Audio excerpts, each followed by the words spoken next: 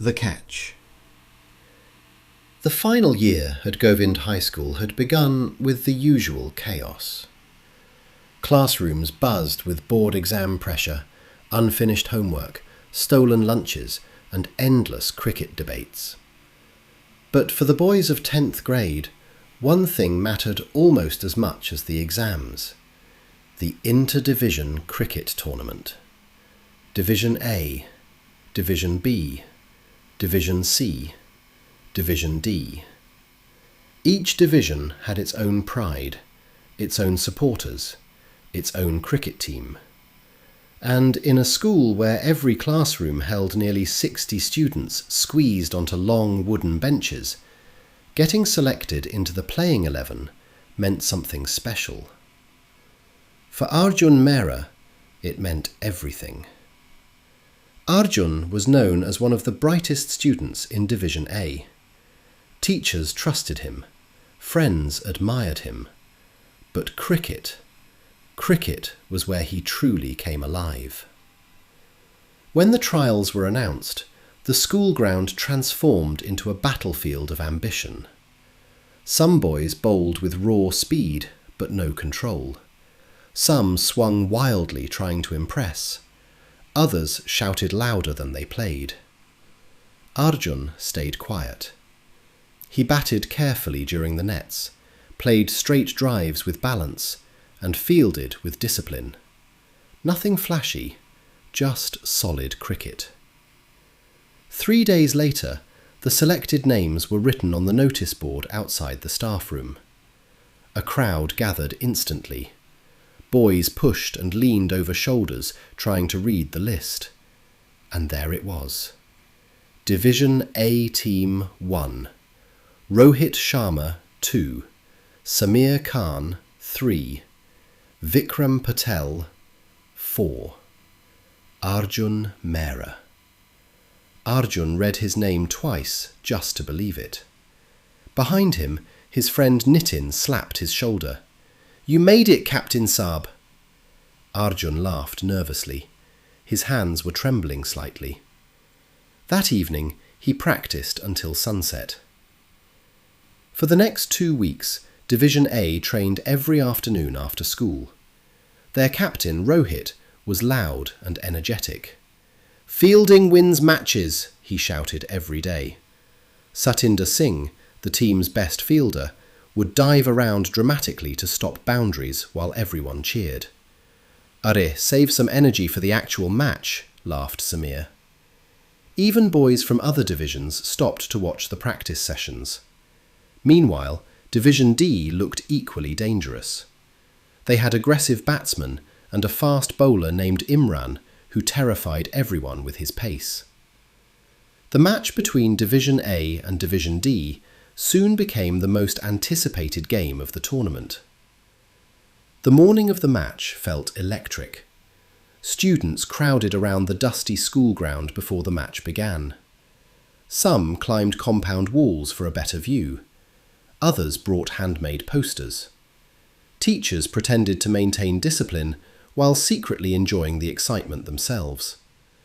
Rohit won the toss. "Division A will bat first." Cheers erupted. The innings began steadily. Samir played elegant cover drives. Vikram smashed one ball straight into the bicycle stand near the principal's office, but wickets kept falling regularly. At the end of 8 overs, Division A stood at 70 runs. "Arjun, pads on," shouted Rohit. Arjun walked in at number 7.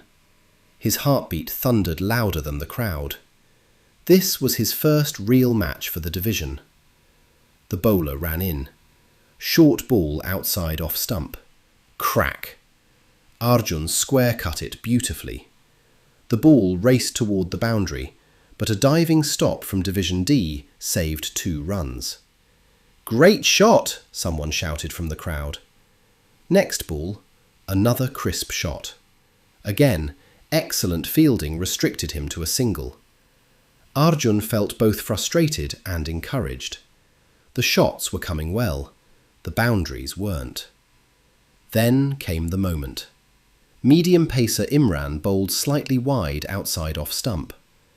Arjun saw the gap instantly. Square cut again. He slashed hard. But the ball curved inwards slightly. A faint edge. Snick. Caught behind. For 1 second, the entire ground froze. Then Division D exploded in celebration. Arjun walked back slowly. 3 runs. He tried not to show disappointment, but inside he was crushed. Division A eventually collapsed for 80 runs, 10 overs, target 81. Division D began aggressively. Their openers attacked from the first over. The score raced quickly. Students from Division D danced and shouted from the sidelines, "Match cut 'em!" But cricket changes fast. A sharp run-out. A brilliant catch at mid-wicket. Then 2 wickets in consecutive balls from Rohit. Suddenly, the momentum shifted. The game tightened. Every run now felt precious. Every ball carried tension. By the final over, Division D needed just 5 runs with only 1 wicket remaining. The crowd pressed closer, hands folded, voices shaking, boys chewing nails. Then chaos unfolded. A single, a dot ball, 2 scrambled runs. Scores level, 80-80.